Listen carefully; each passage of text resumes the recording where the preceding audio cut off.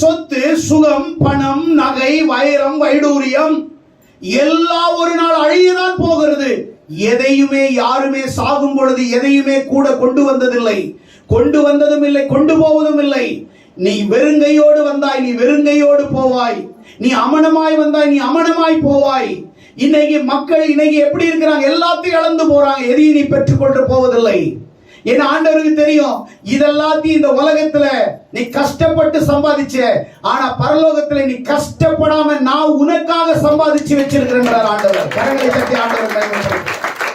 இந்த பூமியில கஷ்டப்பட்டு நீ வீடு கட்டின, ஆனா நானு கஷ்டப்பட்டு உனக்கு நான் வீடு கட்டி வச்சிருக்கிறேன்.